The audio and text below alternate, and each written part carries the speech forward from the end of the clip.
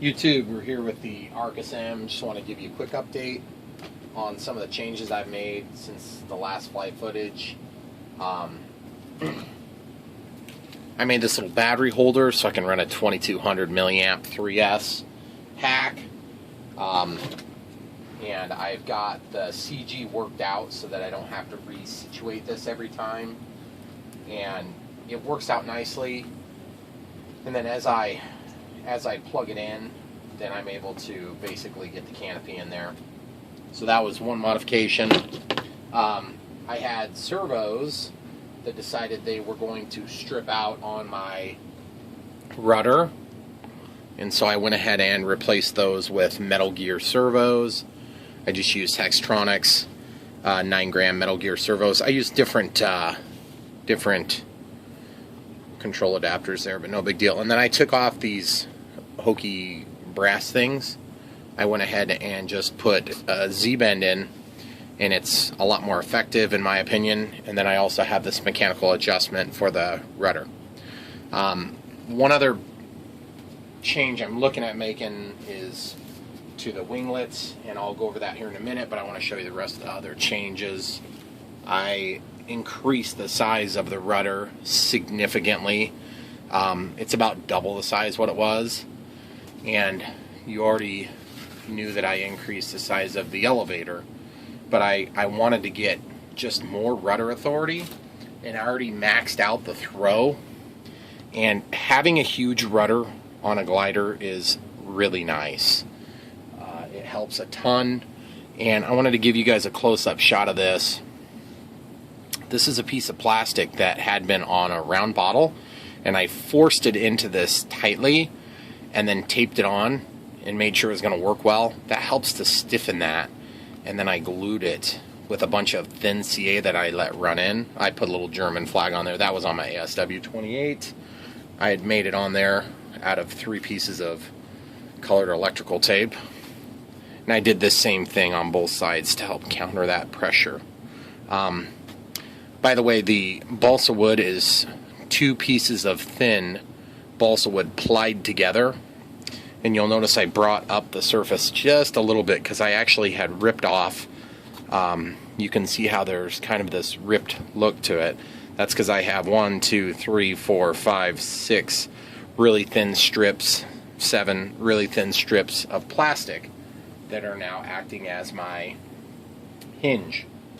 And as you can see here, and I want to give you a better look at it, I did 2 carbon fiber rods that go all the way to here, and see this one stops all the way at the end. There's quite a bit of plastic in and around this wheel, so on the other side I didn't go quite as far back because I didn't feel I was going to gain that much stiffness.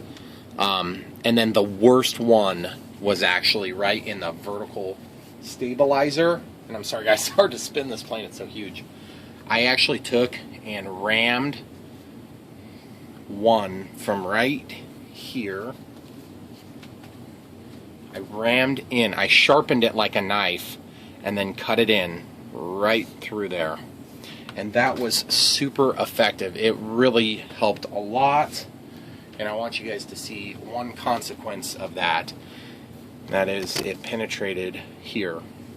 But I coated those all in epoxy. And I'm usually not a big fan of using epoxy, but the epoxy, then I slather it on the edge of everything when it's done. So I could peel this tape off, but I'm just going to leave it. It's just going to add extra strength and rigidity. And as you can tell from the last flight video, we've had better luck now with the twisting of the tail. And I can show you right now. It still has a little bit of give to it, but it's nothing like it was before. I would say that it's, if anything, a third the amount of give. So, again, 2 Metal Gear servos. Oh, and then I also built in a locking system so that if I want to use the landing gear, all I have to do is peel this little pin out. It looks like a staple. And then I can move the broken servo. I don't even have the servo hooked to anything, but I just figured it's a good placekeeper, and I can fix the servo later if I decide to. And I didn't want to use my last Metal Gear servo in the 9-gram size. I've got to get some of those ordered. So I can actually lock that down, like if I want to do takeoffs and landings from wheels up, wheels down, and I'll just leave the gear down. It's not going to create that much drag. But anyway, my next modification, and if I think of anything else, oh yes, we also did add 2 strips of tape to the bottom of the wing that go all the way out, and they're applied here, all the way back. And then I also took and I sliced this with an X-Acto knife, pulled these covers off, and then adjusted to the maximum amount of throw on the ailerons. There's still not enough aileron authority for what I like to do, which is to basically fly these things just past what they're supposed to do so that they crash for your enjoyment. What I'm going to be doing tonight, or in this video, is my hope is to go ahead and strengthen this portion that's just so wiggly. And it's nice to have it wiggly when you bump into something, but my expectation is that as I'm flying, I'm just about certain that this plane is just going along, and then these things are acting like just huge drag creators, because this thing should fly really good, and I feel like it's just not there. And some of you guys are probably wondering, why the heck do I keep wasting so much effort on this? Well, because this is what I do. I mean, I take planes that cost $150 and I make them fly really good. At least that's what I think I do. And I know a lot of you have had better luck, so I guess you can't blame me for trying. Okay, so this is the winglet, and as you can see, it's very wiggly. And I mean, I could break it off in a heartbeat, but I'm not going to do that on purpose. And it appears that the carbon fiber spar in this wing comes out partway out and then it stops, because this is actually a pretty solid wing. I'm surprised how solid it is, given that it bends so much in flight. And so what I'm going to do is I'll just show you the steps real quick. You've seen me do it before. I'll take these little like CD divider cases. I get these from work. They have CD-ROMs in them. And then I cut them, and there's 2 sheets in this particular one. And what I'm going to do is I'm going to take those 2 sheets, and these work nice. I could lay it down into CA or whatever material I want to use. In my case, I'm actually thinking I might try something a little different and actually use the epoxy on here. And the thing that's nice about this is this will hold that material. So I usually do CA, and it's actually worked really nice on a few of my other planes. So I think what we're going to do today is we'll probably go ahead and start with the CA method, because I know it works, and I'll just show you how I do it. I just lay it over the edge, and I'm going to be a little more particular on this than I have on some of my other planes, just because this plane it's a really nice looking plane. I want it to keep looking nice, but I also don't want it to be so dang heavy, and that's what concerns me about using epoxy, is that it's just so dang heavy. The other thing is I pulled the tape off. I had taped all the leading edges, and so that's the first step, is I took that off so that I could get better adhesion. And the other thing is this particular material, guys, it's got that like weird mold release to it from when they're manufacturing it. So I think I probably need to take some alcohol and wipe off the surface real quick. And that's going to help give us better adhesion with the CA or epoxy if we end up doing epoxy on this. Right now, my plans are to just use CA, because I know it'll get nice and stiff. And if I don't like the way it works, there's a good chance I can probably take it off. Although this is really thin, and sometimes this stuff has a tendency to, when heated, it's going to just basically disintegrate. So I'll need to kind of think that through. Maybe I'll just use 5-minute epoxy instead of doing something more robust. That's probably what we should do today. Alright, so I'm getting this little sheet back out. Find the nice clean edge, lay it up along the back, and I think I want to trace it with something so that I can do this easily. I think I'll try to find like an ultra fine tipped Sharpie. And this is white, so it's going to be nice and easy, because when I'm done, I'll be able to just go ahead and leave it. So I just made that really light mark on there.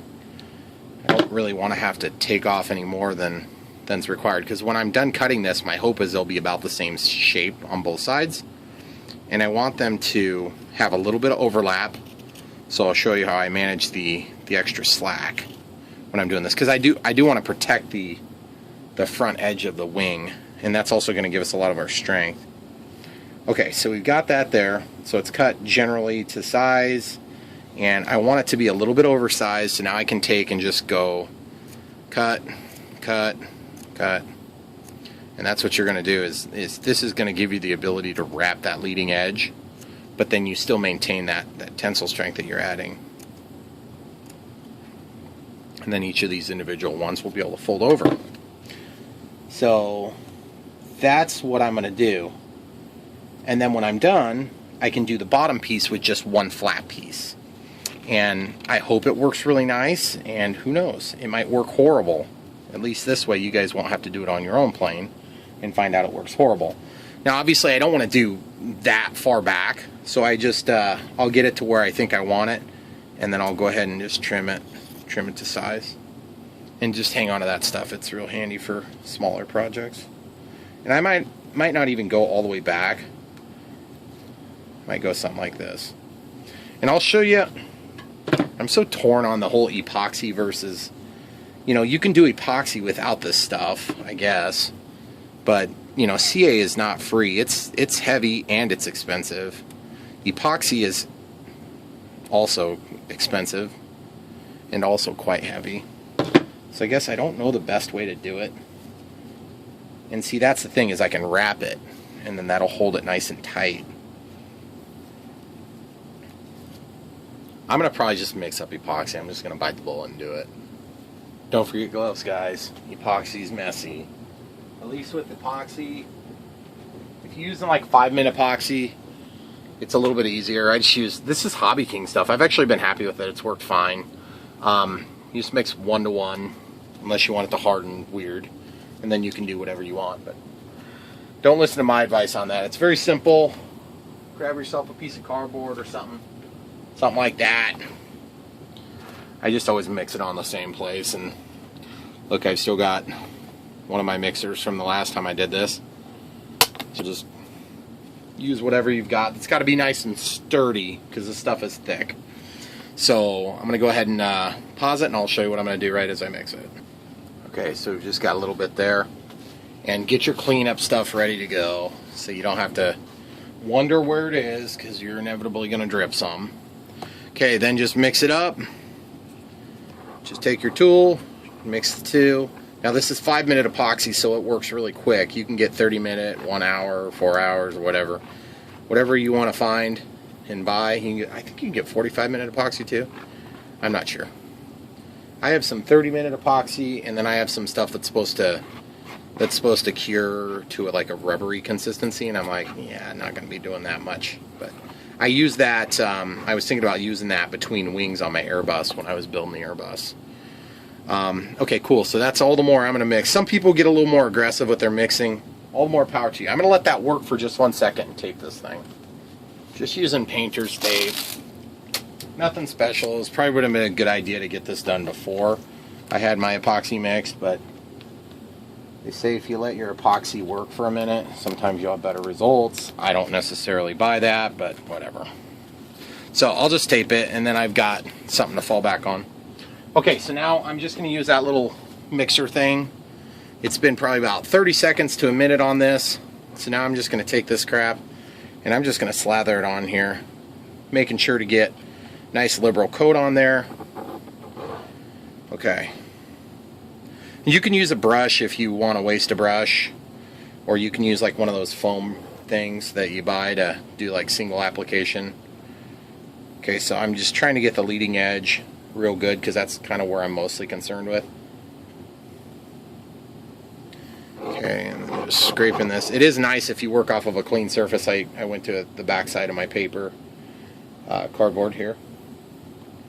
So, like I was saying, this is a 5-minute epoxy, so you got to work fairly quick to get this stuff to work well, because it will set up on you while you're working. Okay, great. So now I'm just going to set this aside. And be mindful where you put it, because that epoxy will just make a huge mess of anything it touches.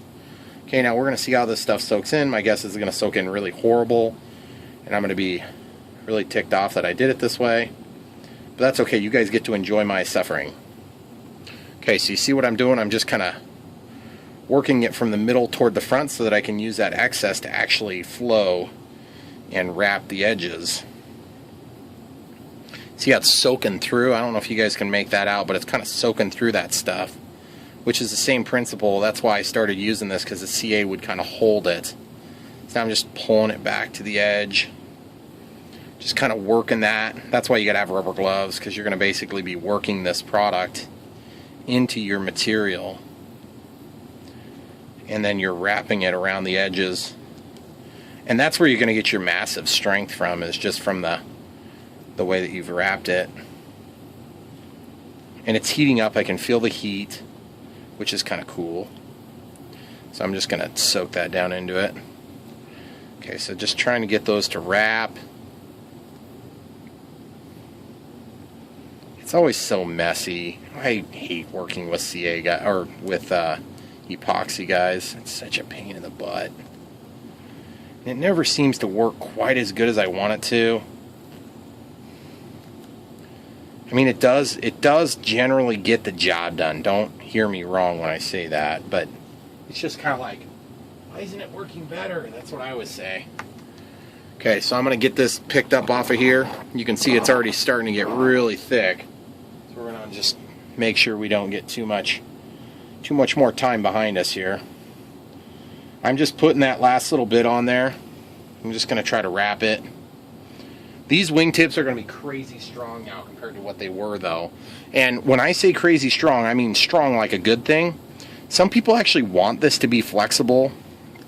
I personally think it's a huge detriment to the flight performance of the airplane. It's not a detriment when you run into the wall when you're trying to load into your car. That's when it's a very good thing.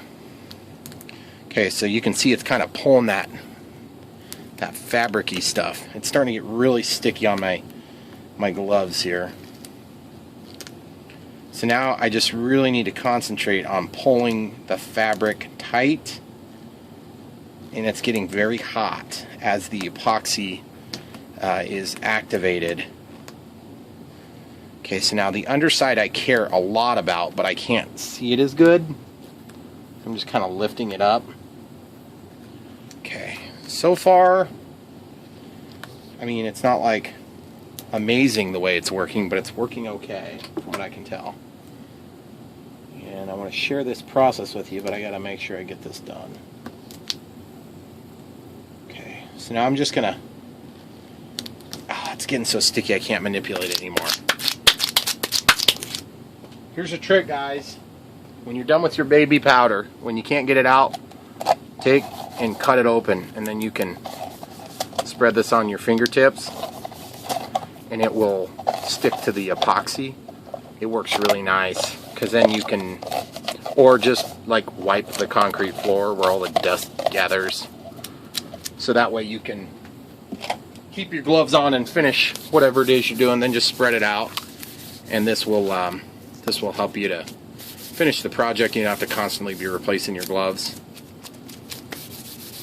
Okay, so now looking at the wingtip, seems like we got one crease there. I'm going to try to get that one crease. Yeah, she's getting really sticky. I don't think I'm going to be getting that crease out of there, not without sandpaper now. Yeah, she's just solid now. Just about. See that, guys? How much it wants to rip your gloves. So, don't get grossed out. Don't get grossed out, guys. I licked my thumb. And when I say licked, I spit on it. And that means that I'm going to be able to possibly smooth that one bump out. I'm pushing it with my thumb and just rolling, trying to move the epoxy. Okay, I think I'm going to tempt fate if I do any more. I could go wash my hands with gloves on, try to get that last little bump out. I'm going to do that real quick to see if it works.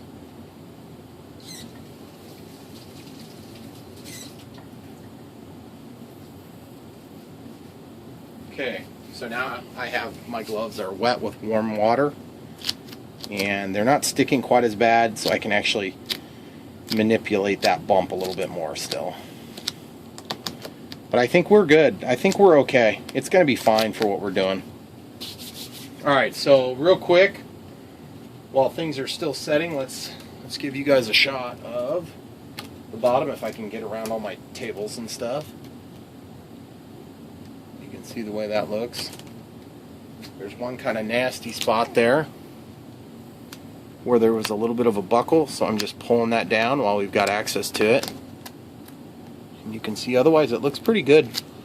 Not 100% sure I'm going to even need to be able to do the bottom, but I want to make sure that this is smooth enough that I can do it if I decide to do it. Alright guys, let me go ahead and pause it and we'll come right back to you in a minute. Okay, one word of wisdom that may or may not come to fruition here. Try to get that stuff off if you can, if you're using epoxy. If you take it off earlier, it's a little easier. It's not like paint. You don't want to leave it on there because what will happen is the tape will actually get glued to your plane or whatever your work is. So get in there, peel that masking paper or masking tape, whatever it is, get it off of there while it's still setting up. That's just a tip for you guys at home. Alright, so what we're going to do next is we're going to go ahead and do the other side, and when we're done with the other side, then we'll do the underside. I'll come right back to you and you can see what the underside looks like. Okay, one final tip. If you're like me, you're super cheapskate, you're going to want to keep these gloves and use them 50 times. Just do yourself a favor, take off the glove, let it dry, come back to it and use it the next time you're using epoxy. But take them off now, don't try to use them because you'll just get epoxy all over everything. So make a huge mess. And you're going to say, Brian, why didn't you warn us about that? So anyway, I just want to give you that one last tip before we go to the next side. And actually, we're going to do the next side. We're not going to video that. We'll show you. We'll come back to you when we're doing the bottom on the first wing. Then we'll show you final. Alright guys, I was going to just make a mention of this real quick while we're still on this other side. It looks like my cut attempts yielded what I expected, which was a piece that works for the other side. And we just had to do just a real small adjustment. And so that was kind of cool. I was just going to tell you that real quick in case you were copying my idea exactly, which would be weird if you were copying it that exactly. But it ended up fitting 2 per 1 sheet, which is nice. So I'll be able to use the back side of that CD case for the underside. Just want to show you that real quick.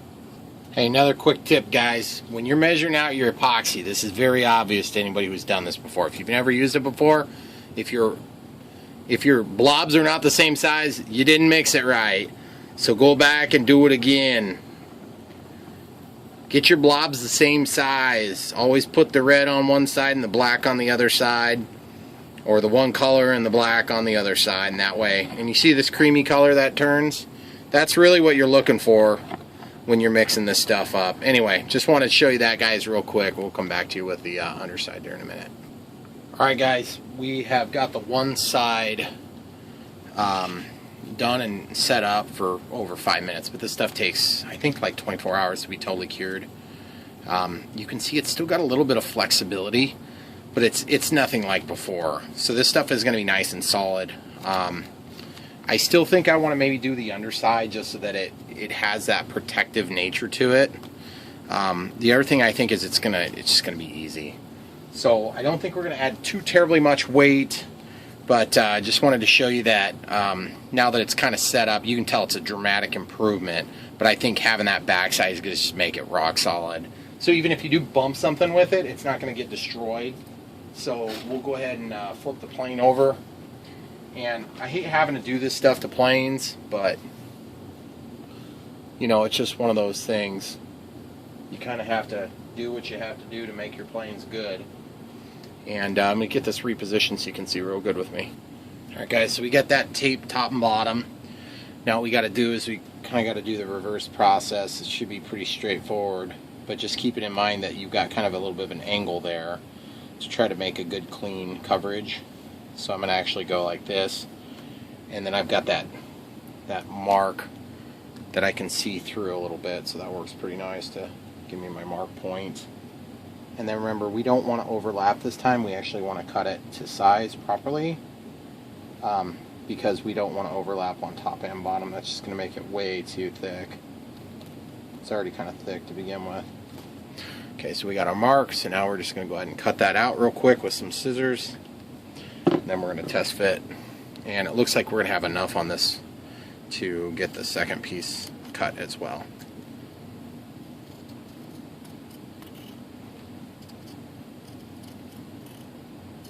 So just cut that out. And then we'll test fit this thing.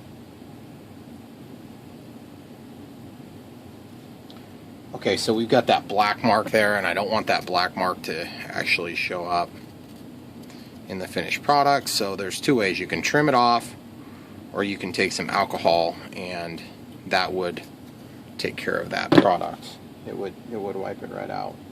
Okay, so you can see when this is all said and done, that's just going to sit there flat. We don't have to roll it around the edges, so we don't need quite as much epoxy. And I got a little bit too wide on the front here.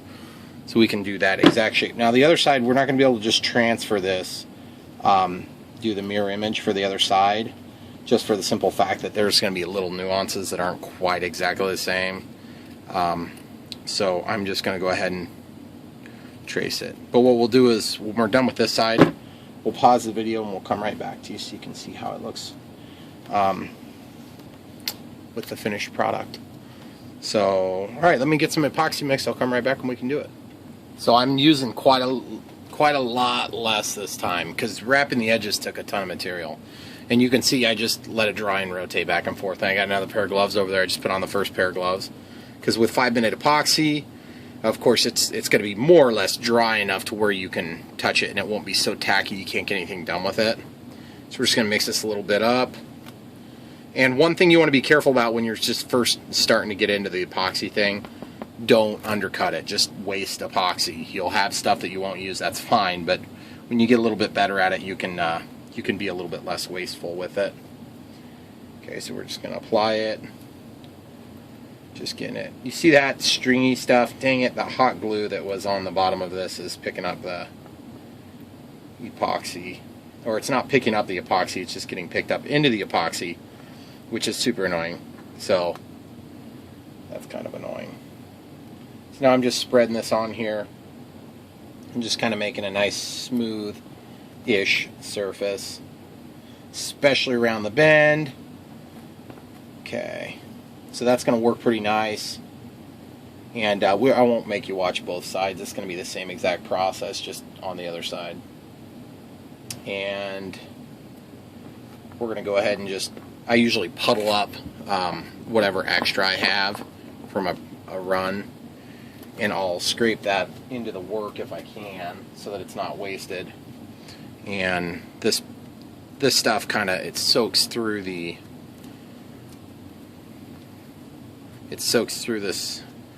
textured, whatever you want to call this. I guess I could call it like a cotton-based material. So I'm just putting this on the bottom side.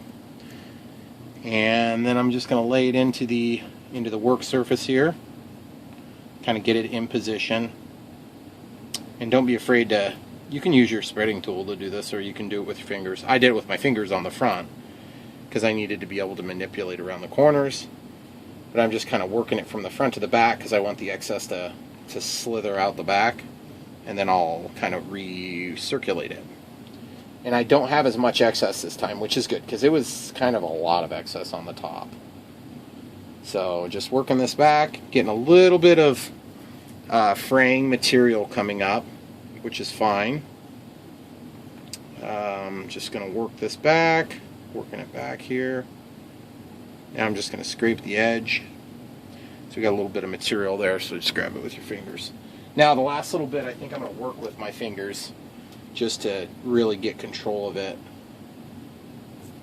Just kind of working it down. It smells like a beauty parlor here, because like somebody's getting perms. Okay, working that in. Whatever that thing is, just I want to get that out of there so you don't see it. And it's going to look nice, guys. It's not going to look, you won't even know it's here, except for when you're going to hang on to the plane and you bump into something, it won't get damaged. And also when you're flying, it's going to stay true and solid, which is really what I'm after. Now I'm just kind of trying to groom this stuff off of here. And it's kind of stringing up a little bit worse than the first side. I'm not sure if maybe there's a better side than another, but no big deal. It's going to start tacking up, and I'm just going to keep working it until it starts tacking. And when I say tacking, I mean to the extent that you literally can't spread it anymore because it starts getting hot. And I can tell the epoxy is starting to, it's getting hot. Not hot like burn me hot, just warm. Gosh, that is so weird that ply is coming out of there. Look at that, guys. That's so weird. Alright, I'm going to stop screwing with it now as soon as I can get all this stuff spread. Because I think that's going to be defeating now at this point, pulling that stuff out. Okay, so we're just going to get this situated, then we'll pause it, and we'll give you a final once the epoxy's set up on both sides. Not in like 3 hours. You'll see it at the next flight video. But I wanted you guys to get an idea. This was the only thing I really did to this plane that was kind of irregular compared to what I normally do. And okay, so we'll come right back to you guys in a minute. Okay, on this end, guys, while it's getting kind of set up, don't forget to peel your tape before the epoxy sets up, because that's going to give you a better chance at success, in that it's not going to hopefully stick your glue down or glue your... Alright guys, so we got this, both wings done, the winglet reinforcement method. And I just want to show you, this is after just probably 10 minutes of the bottom piece being applied. The first wing, the second wing over there obviously is going to be still setting up for us. But I think it turned out nicely. It looks good. The bottom side blended neatly, and you may need to go through and just kind of run a bead of CA if you feel that there's too much of a bump there.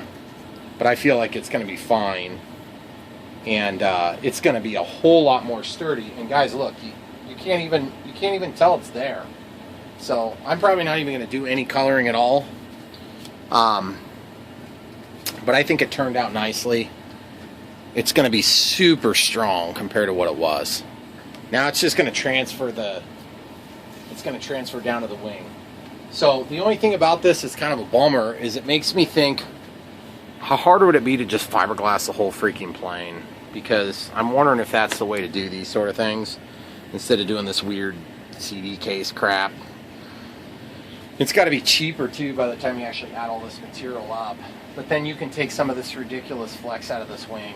I mean, it's cool to see when you have a nice, big U shape, but you just know you're losing performance.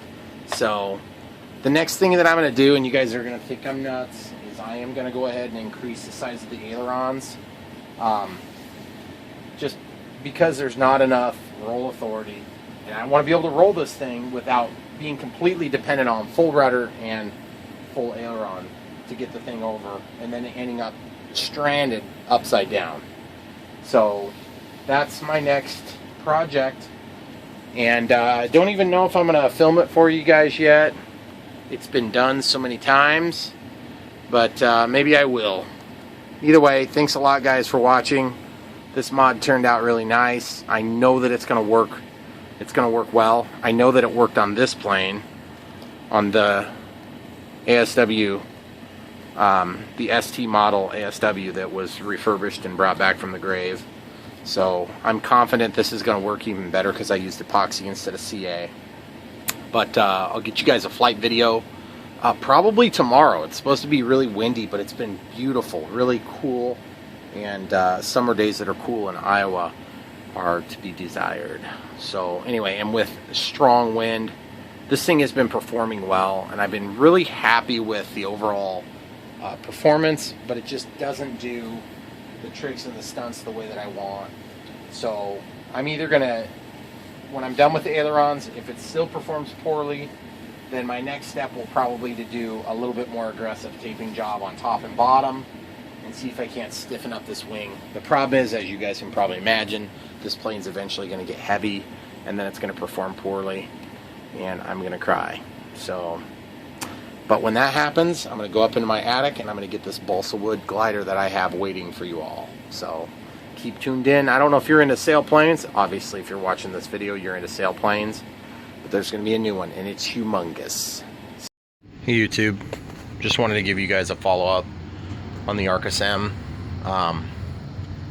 We did these wingtip mods yesterday to add lots of strength, and I wanted to show you. This is about 12-15 hours later. I'm pushing hard. That thing won't move. I also took and put just one strip of regular purple gap filling CA, Bob Smith Industries, BSI, and you don't have to use foam safe now because this stuff has epoxy, but you'll notice when I bend it, it goes all the way through to about here. So very, very solid. And same thing over here. This is my awesome filming rig, in case you didn't already know. High quality. You can see this one's just rock solid as the other one, and you can see I did this morning. We were kind of in a hurry, so I just wanted to show you how smooth that turned out, and it worked great. It makes me really desperately want to do the whole wing, and I wanted to give you guys a close-up of this too real quick. I know it's unrelated to the project to a certain extent, but I had to slice these. After I peeled these up, you can see the servo arm that moves, and they have one of these things on the servo, and so it's easy enough to pull the aileron out of the way, but I wanted to go into a different hole so I could try to get more leverage, or not more leverage, but a longer throw. In the original factory hole, by default they come in this one. When I put it in the inside-most hole, which is typically going to give you the most throw, it didn't work. It gave me virtually the exact same amount of throw, which is weird. I don't know if you look at these holes, they're kind of lined up, they're not in a row. So I ended up putting it in at the one that was closest to the surface. And I don't know if that's just a flap adapter or what, but the other thing too is you can see there's this piece of carbon fiber, and it's fairly effective to keep this whole aileron moving. But like I mentioned, I am going to plan on going ahead and extending these a little bit. I hate to do it because it's such a pretty plane. And I don't know if I pointed this out, guys. This is the repair job I did. There's some epoxy on it now because I had leftover epoxy when I was doing this. This is where the hole got poked from the tree on my loss of radio signal, which, by the way, haven't had a loss of radio since I had her up. Let's just say that it was more than, well, it was probably a little higher than would have been normally allowed, and I had no problems with the radio signal. Plus I was probably 1,000 feet away. No problems at all. So I think my radio woes have been solved. But you can see that thing is just solid on both sides, which is super nice because this thing's so lanky. Like you go to move it and you see, watch this. This is just ridiculous, guys. Okay, so you pick the thing up, and what happens? Oh, gotta watch out for the Vampire. Gotta watch out for the A330. Gotta watch out for the. Okay. So I'm touching there. There's just no room in my shop. So I just wanted to show you a glimpse of that.